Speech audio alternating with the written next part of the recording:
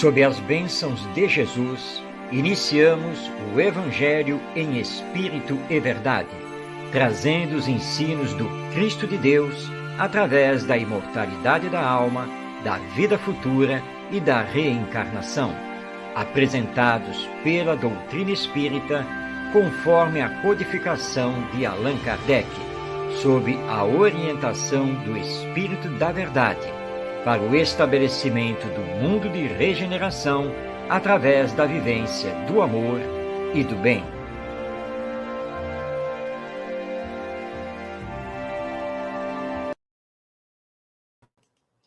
Olá, seja bem-vindo, seja bem-vinda. Iniciamos o Evangelho em Espírito e Verdade, pela web rádio Cristo Consolador.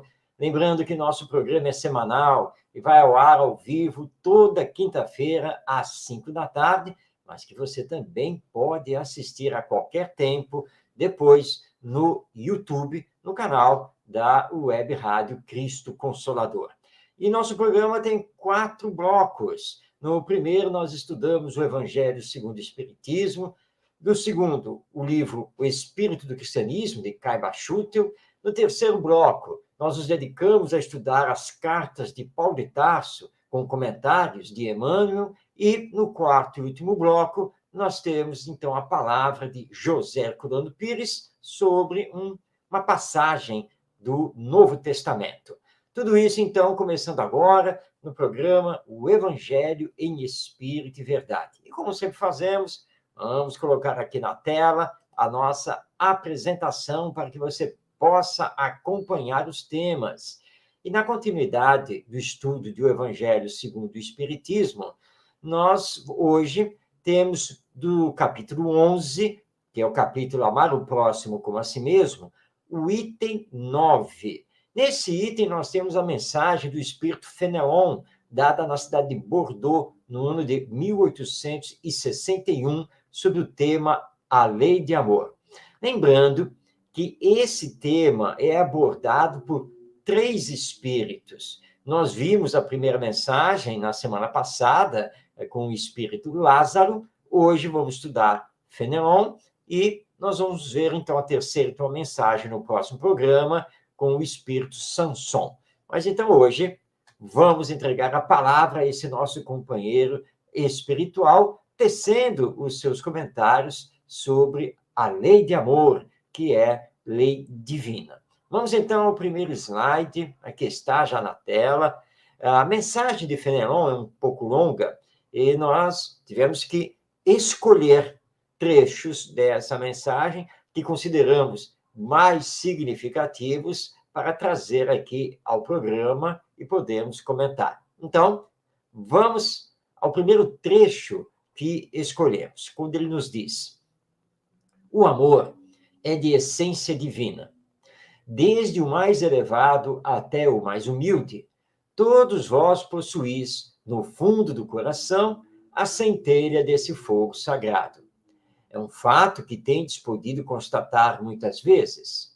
O homem mais abjeto, o mais vil, o mais criminoso, tem por um ser ou um objeto qualquer uma afeição viva e ardente, à prova de todas as vicissitudes, atingindo frequentemente alturas sublimes. Disse por um ser ou um objeto qualquer, porque existem, entre vós, indivíduos que dispensam tesouros de amor, que lhes transbordam do coração aos animais, às plantas e até mesmo aos objetos materiais. Espécies de misantropos, a se lamentarem da humanidade em geral, resistem à tendência natural da alma, que busca em seu redor afeição e simpatia. Rebaixam a lei do amor à condição do instinto. Mas façam o que quiserem, não conseguirão sufocar o germe vivaz que Deus depositou em seus corações no ato da criação. Bem, vamos então entender, à luz da doutrina espírita, este texto do Espírito Fénelon sobre a lei de amor e que Allan Kardec publicou no item 9 do capítulo 11 do Evangelho segundo o Espiritismo. Ele começa dizendo que o amor é de essência divina e termina afirmando que o amor está depositado nos nossos corações, quer dizer, é um potencial divino que nos pertence desde o ato da criação.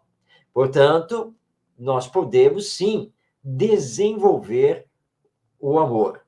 E ele ainda então nos informa que, por causa disso, todo ser humano possui o amor. Todo ser humano. Não importa quem seja, não importa o seu grau evolutivo, todo ser humano, por ser um espírito criado por Deus, possui em germe o amor. Mas ele precisa desenvolver. Por isso que Fenelon está aqui nos dizendo que mesmo o homem mais horroroso, mais abjeto, o maior criminoso que nós possamos imaginar, ele possui, sim, em si, o germe de amor. E muitas vezes demonstra isso. Claro que ele não consegue sustentar, mas ele consegue manter essa chama do amor para uma pessoa especificamente, ou então para um animal, um objeto de sua predileção, e assim por diante. Porque o amor está nele, só que ele precisa ser tocado, ser sensibilizado. Mas essa sensibilidade, às vezes, dependendo das circunstâncias, aparece. E consegue, então, ele demonstrar. Então, todos nós, seres humanos, por sermos espíritos criados por Deus, possuímos o amor como potencial divino. Agora, ele também nos chama a atenção nesse texto para tomarmos cuidado como estamos utilizando esse sentimento sublime. Ele diz que muitas pessoas aqui na Terra dedicam amor a um objeto de predileção, a um hobby, dedicam amor à natureza, dedicam amor aos animais, mas não conseguem amar os seus semelhantes. Acontece que a lei divina diz para amarmos-nos uns aos outros. Jesus foi muito claro. Amar a Deus acima de todas as coisas e ao próximo como a nós mesmos. E não podemos esquecer disso. Claro que nós temos que amar a natureza. Claro que nós temos que amar os animais. Mas, ao mesmo tempo, temos que amar os nossos semelhantes. E ele diz que muitas pessoas são misantropos, que significa que são pessoas que vivem de forma isolada. São capazes de fazer de tudo pelo seu pet, pelo seu animal, mas não conseguem conviver com outro ser humano. De qualquer maneira, como Fenelon está nos colocando, como o amor é um germe divino dentro do ser, querendo ou não, ele vai se desenvolver e nós vamos conseguir, finalmente, amar uns aos outros. É isso que a lei divina está nos solicitando. Bem, mas nós separamos aqui mais um trecho do texto de Fenelon, vamos colocá-lo aqui na tela, aqui já o nosso segundo slide. Quando esse espírito que participou da elaboração da codificação espírita, no lançamento do espiritismo para a humanidade, nos diz: há algumas pessoas a quem repugna a prova da reencarnação, pela ideia de que outros participarão das simpatias afetivas de que são partes. Pobres irmãos, o vosso afeto vos torna egoístas. Vosso amor se restringe a um círculo estreito de parentes ou de amigos, e todos os demais vos são indiferentes. Pois bem, para praticar a lei do amor, como Deus a quer, é necessário que chegueis a amar, pouco a pouco e indistintamente, a todos os vossos irmãos. A tarefa é longa e difícil, mas será realizada. Deus o quer. E a lei do amor é o primeiro e o mais importante preceito da vossa nova doutrina, porque é ela que deve um dia matar o egoísmo, sob qualquer aspecto em que se apresente. Pois, além do egoísmo pessoal, há ainda o egoísmo de família, de casta, de nacionalidade. Jesus disse: amai ao vosso próximo como a vós mesmos. Ora, qual é o limite do próximo? Perfeitas essas considerações de Fenelon. Realmente, diante da reencarnação, que o Espiritismo tão bem estuda e explica, ou seja, de que temos várias existências, já tivemos, estamos numa existência e ainda teremos outras pela frente, sempre de acordo com as necessidades de progresso intelectual e moral que ainda tenhamos. Muitas pessoas se recusam a acreditar na reencarnação, porque alegam elas, isso significa, então, que elas teriam que partilhar o seu amor, o seu afeto com muitas pessoas, porque de encarnação e encarnação nós mudamos, obviamente, de situação social, passamos a interagir também com outras pessoas, num outro tempo histórico da humanidade. Mas Fenelon está dizendo que esse tipo de pensamento é, na verdade, tradução do egoísmo, porque não existe limite para amarmos o próximo. Aliás, recordemos aqui Leon Denis, esse grande filósofo e escritor espírita. No seu livro O Problema do Ser, do Destino e da Dor, lá na sua parte final, quando ele fala sobre o amor, ele nos lembra que nós precisamos fazer esse amor crescer. Você inicia amando o seu cônjuge, seu parceiro, sua parceira, você ama os seus filhos, ama os seus familiares, ama a comunidade em que você vive, ama a sua nação, seu país, até que um dia você vai conseguir amar a humanidade.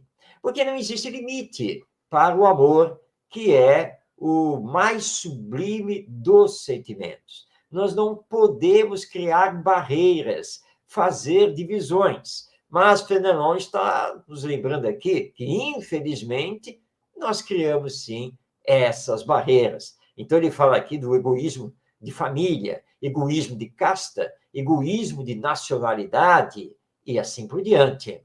Egoísmo ideológico. Tudo isso existe, sim, aqui na Terra. Só que nós precisamos superar. Por quê? Porque Jesus, o grande representante de Deus aqui na Terra, foi muito claro. Amai ao vosso próximo como a vós mesmos. E nós, espíritas, que também estudamos tudo isso, e que somos cristãos, porque temos por base os ensinos morais de Jesus apresentados no Evangelho, temos que lembrar que Jesus também, se dirigindo a nós, disse que meus discípulos serão conhecidos por muitos se amarem. Então, nós temos que fazer um esforço, mesmo que seja gigantesco, de sair dessa redoma do egoísmo para amarmos, sem discriminações, amarmos a todos, independente de qualquer coisa, porque, acima de tudo, somos irmãos, filhos de Deus, nosso Pai e Criador. Assim, então, nós estudamos o item 9 do capítulo 11 do Evangelho segundo o Espiritismo, com a mensagem sobre a lei de amor, assinada pelo espírito Fenelon, e que Allan Kardec fez por bem publicar. E que possamos amar cada vez mais. Mas vamos continuar esse estudo semana que vem, na próxima edição de O Evangelho em Espírito e Verdade. Não deixe de acompanhar. Mas agora, entrando no segundo bloco do programa, nós vamos então para o livro O Espírito do Cristianismo, de Caibar Schutel. Aliás, se você não conhece Caibar Schutel, deve conhecer. Caibar Schutel foi um valoroso companheiro do movimento espírita, radicado na cidade de Matão, no estado de São Paulo, no final do século XIX e o início do século XX, e que fez uma obra de caridade, de divulgação do espiritismo muito grande. E foi também um excelente estudioso do Evangelho, e por isso nós estamos acompanhando o livro O Espírito do Cristianismo. Hoje, nós vamos ler o capítulo que ele intitulou Jesus na aldeia dos samaritanos. Vamos ter aqui hoje um sabor de história neste estudo. Mas vamos à passagem, então, do Evangelho que Caibar Schutel utiliza, que está lá no Evangelho segundo Lucas, no capítulo 9, versículos 51 a 56. Estando para se completarem os dias em que devia ser recebido no céu, manifestou Jesus a firme resolução de ir a Jerusalém e enviou mensageiros adiante de si. Indo eles, entraram numa aldeia dos samaritanos para lhes arranjar pousada. O povo, porém, não o recebeu, porque o seu rosto era como o de quem ia a Jerusalém. Então, está aí a passagem do Novo Testamento, retirada do Evangelho segundo Lucas, para o comentário de Caibar Schutel e, na sequência, também o nosso comentário. Mas, primeiro, vamos passar a palavra a Caibar Schutel, do seu livro O Espírito do Cristianismo. Ele, então, nos explica.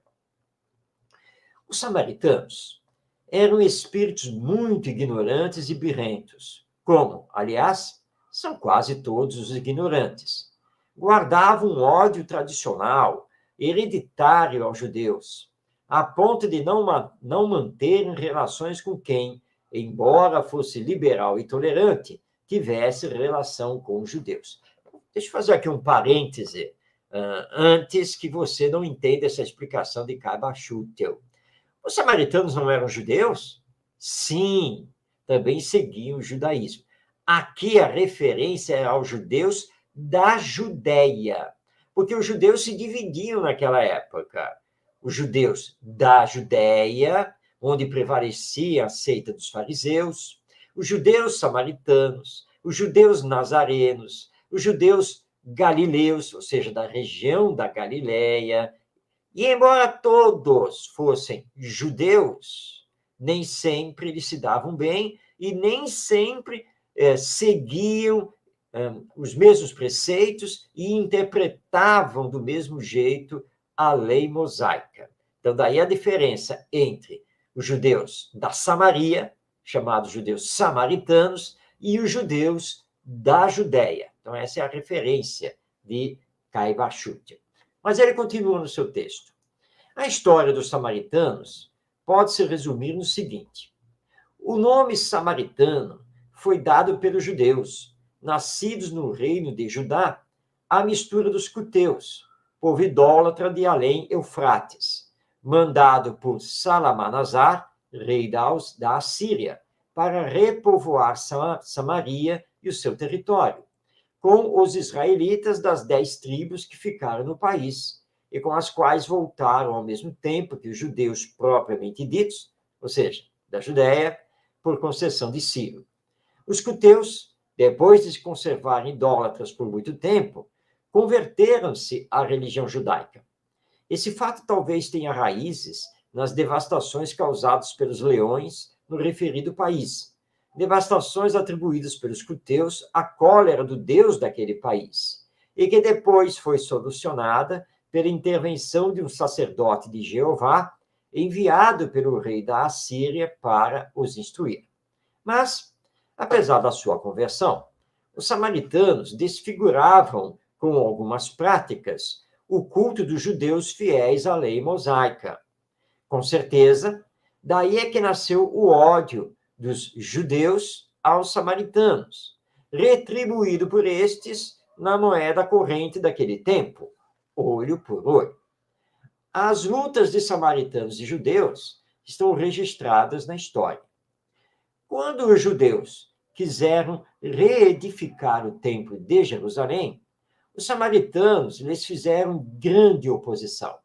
Mas, como nada houvessem conseguido, levantaram outro templo no Monte Garazim, atraindo vários dos judeus que não quiseram aceitar as reformas feitas por Esdras e Neemias. A aversão entre judeus e samaritanos tinha chegado ao auge quando Jesus Cristo apareceu na Judéia. Nessa época, não havia relação alguma entre Jerusalém e Samaria. E a maior injúria que se podia fazer a um judeu era chamá-lo de samaritano. A prevenção era tal que, para não humilhar assim de supetão os seus discípulos, Jesus, a princípio, lhes proibiu a entrada nas cidades dos samaritanos, mas depois tentou a conversão destes. As crenças e cultos dos samaritanos diferiam dos judaicos em 3 pontos. Não reconheciam como escritura sagrada senão os 5 livros de Moisés. Não admitiam as tradições dos doutores judeus. Aceitavam somente a palavra escrita. Sustentavam que era necessário prestar culto a Deus no Monte Garazim, onde os patriarcas o tinham adorado, ao passo que os judeus queriam que os sacrifícios fossem única e exclusivamente oferecidos no Templo de Jerusalém. Ciente agora da disposição de espírito dos samaritanos, o estudante da Escritura há de compreender melhor a passagem do Evangelho que nos referimos. A ignorância é o grande mal social. É tão nociva que chega a fazer repelir o Cristo e abraçar Belial. Este exemplo nos ensina que, as mais das vezes, não se repele a verdade por ódio à verdade e por descrença da verdade, mas para salvaguardar crenças hereditárias ou manter aceso um ódio secular. Foi o que se deu com os samaritanos, inimigos figadais dos judeus.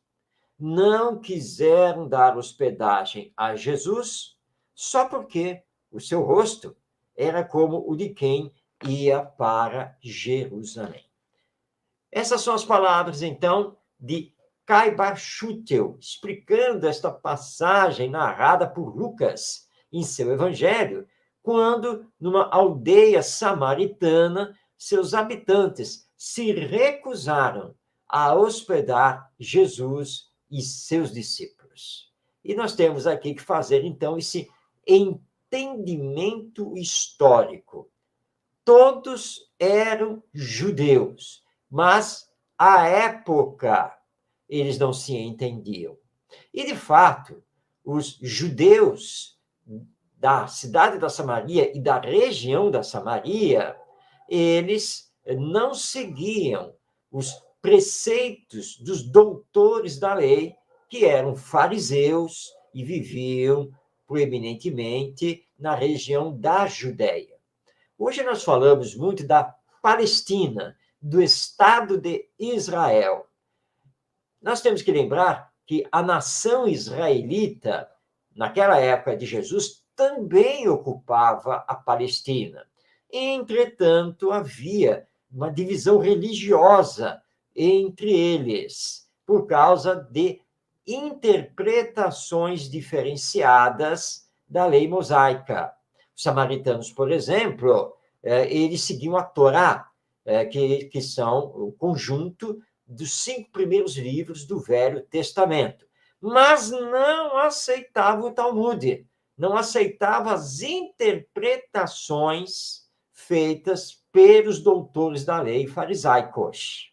E aí isso já era motivo, então, de uma grande discórdia. E havia o problema também do Templo de Jerusalém.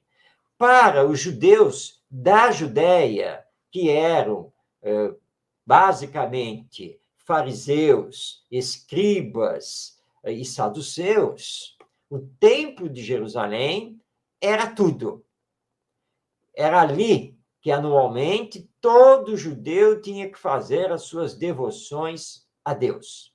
Acontece que os samaritanos não aceitavam fazer a peregrinação ao templo de Jerusalém, porque, historicamente, nessa briga, eles haviam criado um outro templo, no Monte Garazim, e achavam que era ali que a devoção a Deus teria que acontecer. Portanto, nós tínhamos o Templo de Jerusalém e tínhamos o Templo de Garazim.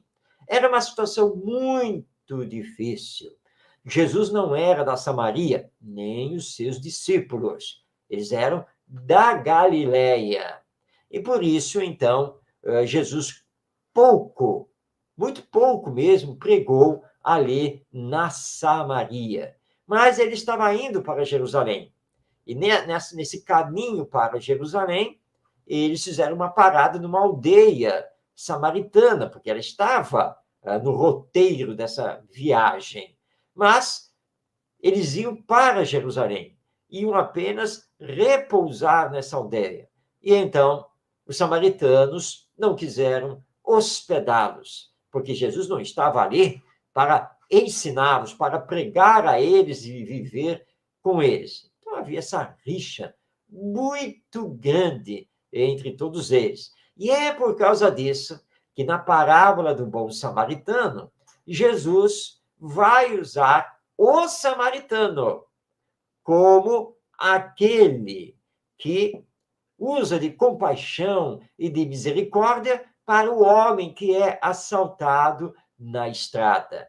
E a situação era tão delicada que quando Jesus pergunta ao doutor da lei, que era um fariseu da Judéia, qual daqueles 3 viajantes havia usado de compaixão para o homem assaltado, o doutor da lei, um fariseu, se limitou a responder o terceiro. Ou seja, ele não disse, foi o samaritano. Porque um fariseu, um doutor da lei, não podia, era proibido, ele não podia falar a palavra samaritano. Então, para nós vermos a dificuldade toda na época. E temos que tomar muito cuidado com isso, porque o problema não era a verdade que Jesus estava ensinando. O problema era o orgulho, que não permitia essa aceitação. É a mesma coisa que acontece com o Espiritismo. Muitas pessoas rejeitam o Espiritismo por orgulho, porque sabem que a reencarnação, ela, por exemplo, muito explica. Aliás, uma pessoa, certa vez, conversando conosco, disse que não acreditava na reencarnação.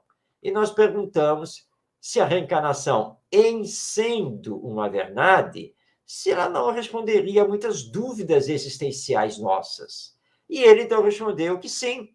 Se a reencarnação fosse uma verdade, ela sim daria explicação para muitos fatos da vida humana. Ora, então, indagamos, por que ela não pode ser uma verdade e ser aceita? Mas o orgulho não nos permite fazer essa aceitação, e foi por orgulho que eles não hospedaram Jesus e seus discípulos. Não por causa dos ensinos do mestre, mas por causa dessa rixa entre eles e os judeus da Judéia, os judeus de Jerusalém. Que essa lição cale fundo em nós, para que possamos combater o orgulho e possamos humildemente aceitar a verdade, seja ela qual for, e venha de quem vier, porque acima de tudo, como já dissemos, somos irmãos, nós somos todos filhos de Deus. Vamos continuar o estudo do livro Espírito do Cristianismo, semana que vem, no nosso próximo encontro, com mais uma passagem do Novo Testamento, com o comentário de Kai Barschutl. E agora, então, vamos abrir o terceiro bloco do nosso programa, que é o bloco Emmanuel e Chico Xavier comentando as cartas de Paulo de Tarso. Na verdade, Emmanuel, porque o Chico Xavier é o médium, o intermediário dos comentários do Espírito Emmanuel. E Emmanuel escreveu muito a respeito dos versículos das cartas de Paulo de Tarso, que também são conhecidas como epístolas. Então, cartas ou epístolas. E nós estamos desenvolvendo atualmente os comentários de Emmanuel a respeito da carta escrita por Paulo à comunidade cristã da cidade de Roma. E essa carta, então, é conhecida como Carta aos Romanos. Hoje, nós temos o versículo 2 do capítulo 12, onde Paulo de Tarso escreveu: E não vos conformeis com este mundo, mas transformai-vos, renovando a vossa mente, a fim de poderdes discernir qual é a vontade de Deus, o que é bom, agradável e perfeito. Bem, Emmanuel, então, comenta, à luz da doutrina espírita, esse versículo da carta de Paulo aos Romanos. O comentário de Emmanuel está originalmente publicado no capítulo 107 do livro Fonte Viva, obra publicada pela Federação Espírita Brasileira. E Emmanuel deu por título ao seu comentário: Renovemo-nos dia a dia.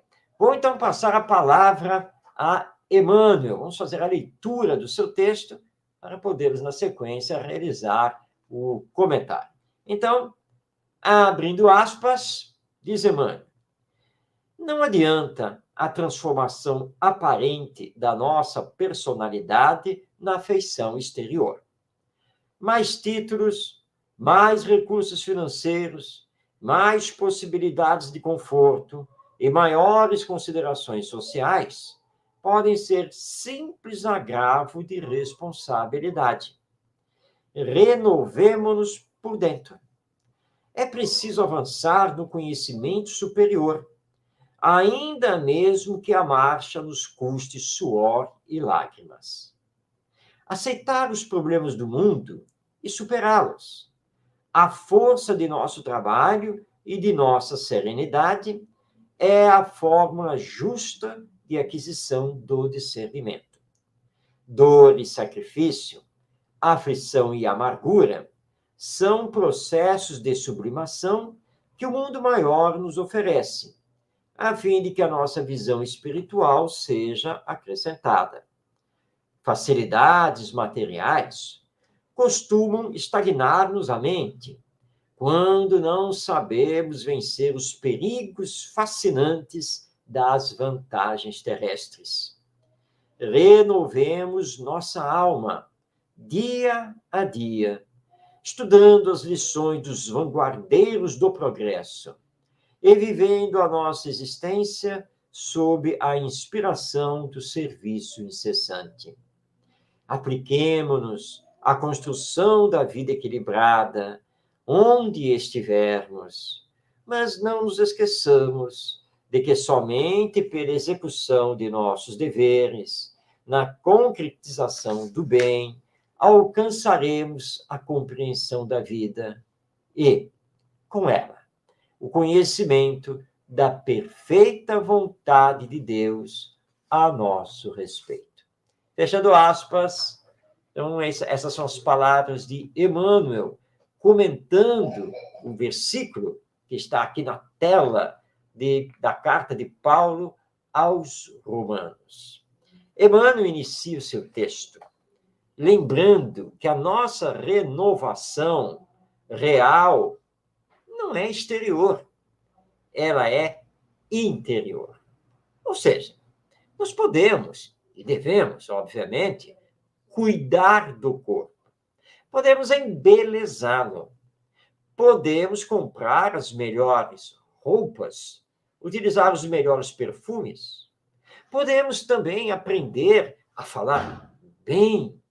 Vamos estudar, vamos nos formar, vamos apresentar os nossos diplomas, as nossas certificações, as nossas capacidades técnicas e profissionais. Mas, lembre, Emmanuel, tudo isso é externo, não é interno. Porque nós podemos ter um corpo muito bonito, muito bem cuidado, dentro da moda, podemos ter uma boa posição financeira, podemos ostentar patrimônio, podemos também termos uma muito boa profissão, temos toda uma capacidade intelectual, mas nada disso representa, de fato, quem somos. Ou seja, nada disso representa o nosso caráter. Não representa, de fato, uma transformação. Conhecemos a história de muitas pessoas que saíram de uma situação de pobreza, de uma situação ruim, batalharam, lutaram, trabalharam, e hoje estão numa situação social muito boa.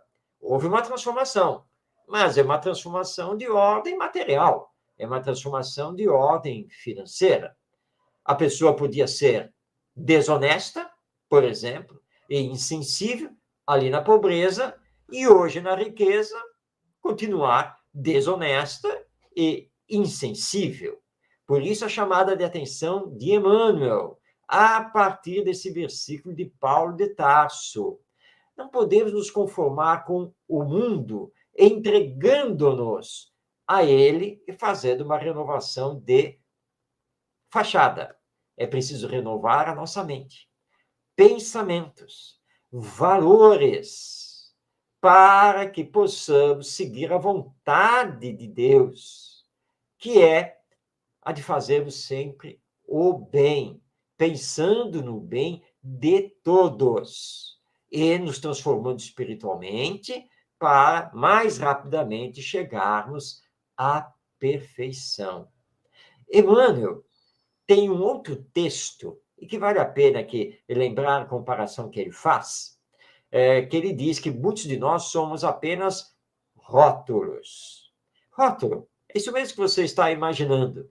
O rótulo de um produto, de uma garrafa, por exemplo, rótulo. O rótulo normalmente dá as informações do produto, o nome do produto, a sua composição química, para que serve, etc, etc.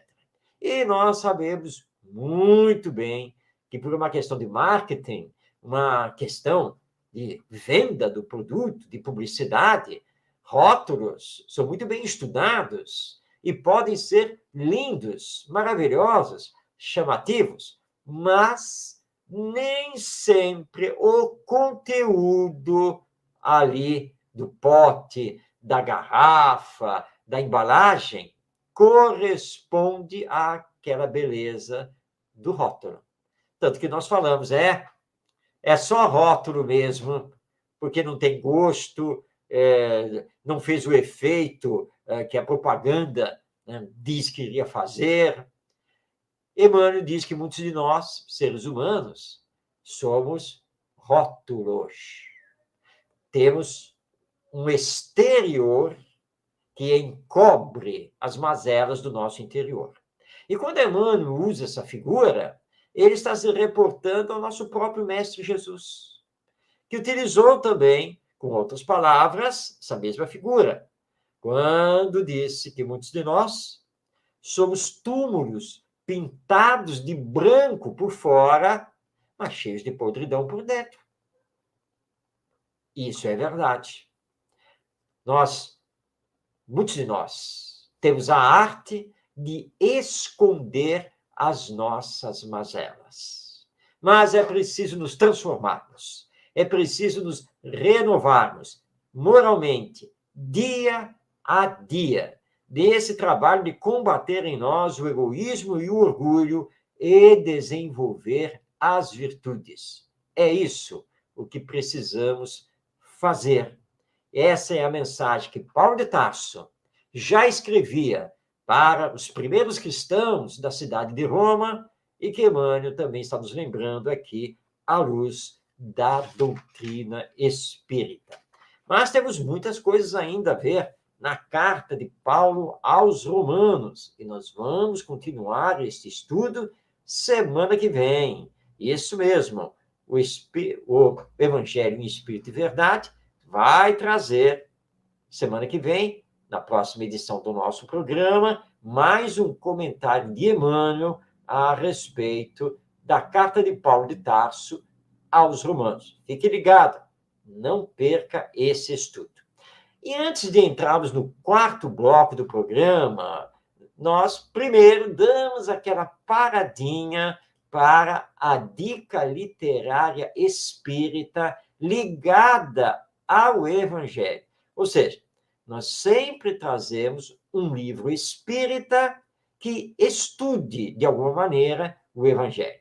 E nós estamos trazendo aqui, programa após programa, a coleção de obras assinada pelo espírito Amélia Rodrigues, através do médium Divaldo Pereira Franco. A Amélia Rodrigues escreveu várias obras a respeito de Jesus e as passagens do Evangelho. Hoje, então, você está vendo aí a capa na tela, nós estamos destacando o livro Luz do Mundo, publicação da Leal Editora, lá de Salvador, Bahia.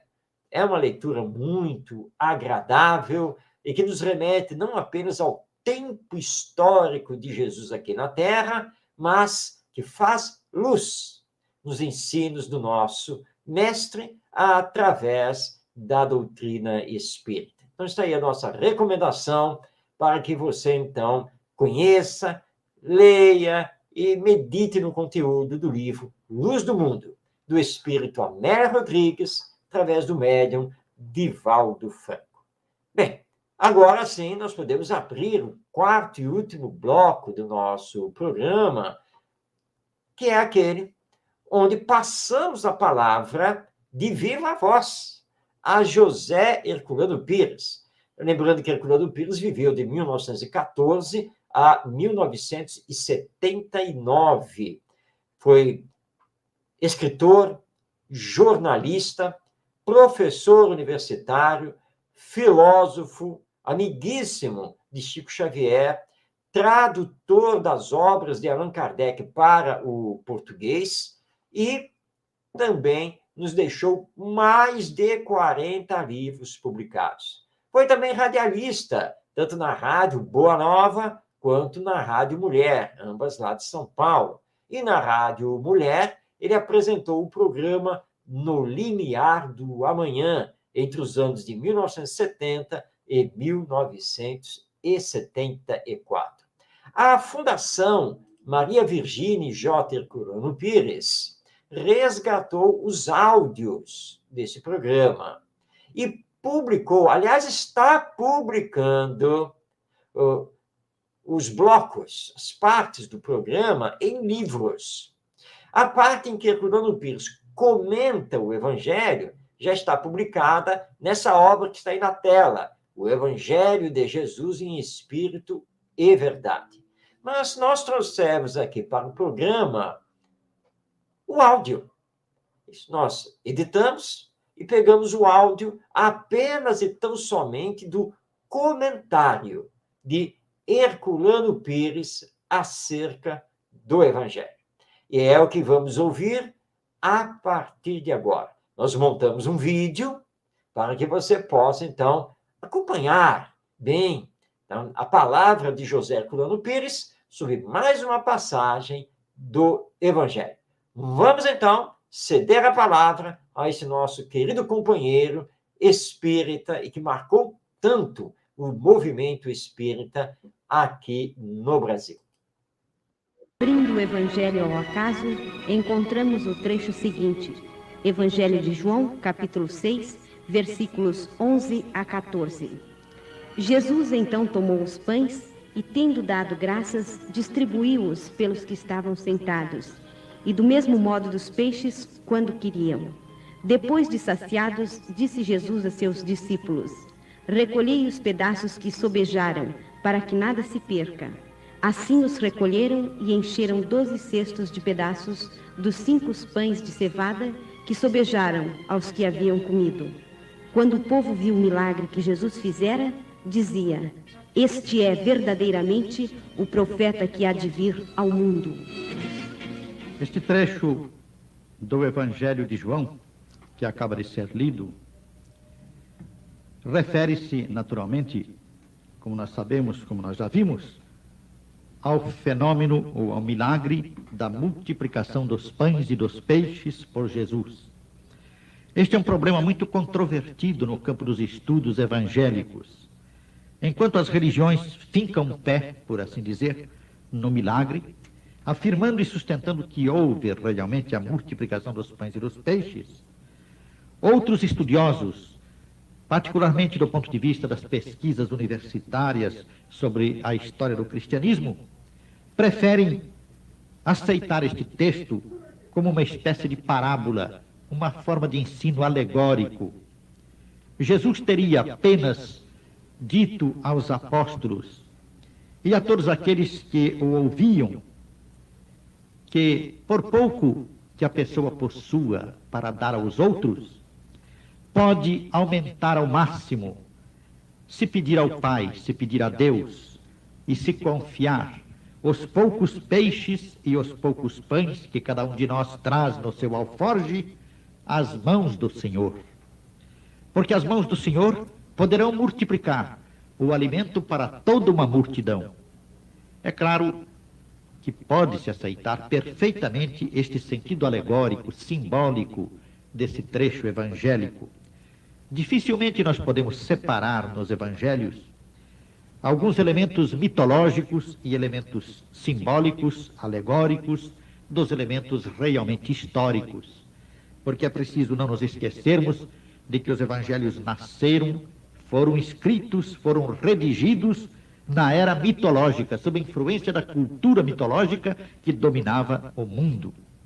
Consequentemente, nós que agora vivemos na era histórica, sob uma cultura histórica, encontramos dificuldade para esclarecer certos problemas. Kardec preferiu separar do Evangelho apenas o ensino moral de Jesus, sobre o qual não há dúvidas nem contradições, para escrever o Evangelho segundo o Espiritismo, que é, ao contrário do que muita gente pensa, simplesmente um comentário das passagens morais do Evangelho. Não é um novo Evangelho, como querem dizer os adversários do Espiritismo. Ora, no tocante a problemas como este da multiplicação dos pães e dos peixes, Kardec preferiu tratar do assunto no final do livro A Gênese, quando ele trata dos milagres e das predições que figuram nos evangelhos. Kardec, naturalmente tratando deste assunto, admite a possibilidade de fenômenos mediúnicos de multiplicação, como nós podemos admitir dentro do Espiritismo, mas não podemos afirmar com segurança que esse trecho do Evangelho de João, que encontramos também em outros evangelhos, seja real do ponto de vista fenomênico. Talvez, como no caso da parábola da figueira, que aparece num evangelho como parábola e no outro como a realidade, isto aqui não passe de uma parábola muito bonita, ensinando uma verdade espiritual muito profunda.